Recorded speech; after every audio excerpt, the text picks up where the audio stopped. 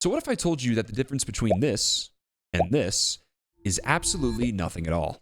Despite Bungie flaunting their extensive build crafting options that Marathon provides, there is unfortunately a massive wall in the endgame. Currently, any stats, whether it's self-repair speed, prime recovery, heat capacity, whatever it is, will not see any benefits past 100 stat points. This unfortunately also applies to any cores that give stat bonuses as well. This means cores like Triage's Fresh Install, Thief's Boutique, and Destroyer's Myrmidon will not push past the stat cap of 100. Destroyer's Myrmidon is believed to give an additional 30 melee damage stat points after you're using your thruster, but you'll only see benefits to your melee damage if you are at 70 melee stat points and then use Myrmidon to jump up to 100. Now, I know what you might be thinking. Who even cares if stats over 100 are useless when my build is pretty much only green and blue implants? And sure, not everyone has the progression or the resources or even the time to explore the in-game build crafting of Marathon, but this current system just completely crushes the value of purple and gold implants. Now, I know that's a pretty bold claim considering the game has instilled in us that purple is great and gold is the best, but think of it this way. Imagine you just wiped a super kitted team. You're searching through their loot bags and boom,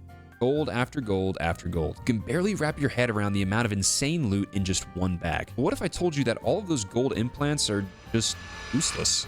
As you continue upgrading the factions of Marathon, many of them provide you stat boosts to your ability regen, agility, melee damage, tons of different stats. These upgrades are applied to all shells and will permanently boost your shell stats once unlocked. These upgrades are 1000% worth getting, but are unfortunately part of the reason purple and gold implants just lose their value. Take melee damage, for instance.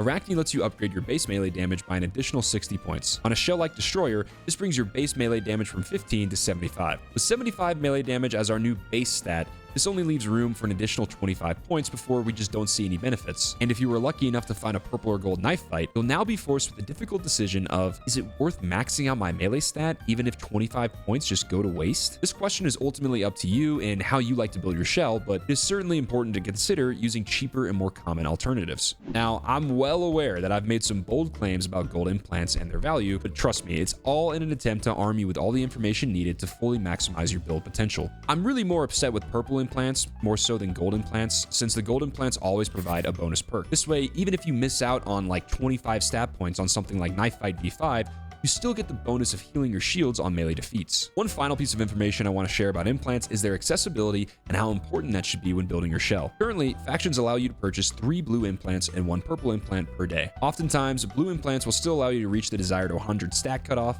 at a third of the price of a purple implant. I highly recommend choosing your implants with the goal of getting as close to 100 stat points without going over. This is not to say that going over should be avoided at all costs, but rather it might be best just to save some credits and buy a blue implant and still receive the same benefits than to waste it all on a purple. This not only allows you to maximize your build, but also opens up the door to more accessible and cost-effective options. This might look something like building Destroyer with just a blue regen V3 for the head, Knife Fight V3 for the torso, and a Distance Runner V3 for the legs. Lastly, it does seem like purple implants have access to different and often better random rolled perks than blue implants, but I need to do a little more research before confirming that. Now, it is rather unfortunate that Bungie decided to limit the stat benefits that your shell can receive, especially after completely reworking the stats in their previous game, Destiny 2, so that you can go over 100, but there is a glimmer of hope. On the roadmap they released with the launch of Marathon, there is a new system coming in Season 2 called the Cradle. This, quote, gives more autonomy over stat strengths and weaknesses. Now, this is pure speculation, but hopefully this will allow us to utilize all stats in in-game builds and even go over 100.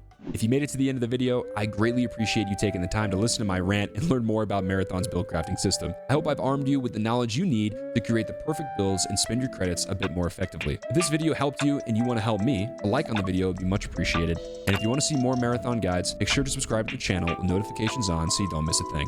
Thanks for watching, and I'll see you guys on Tau City 4.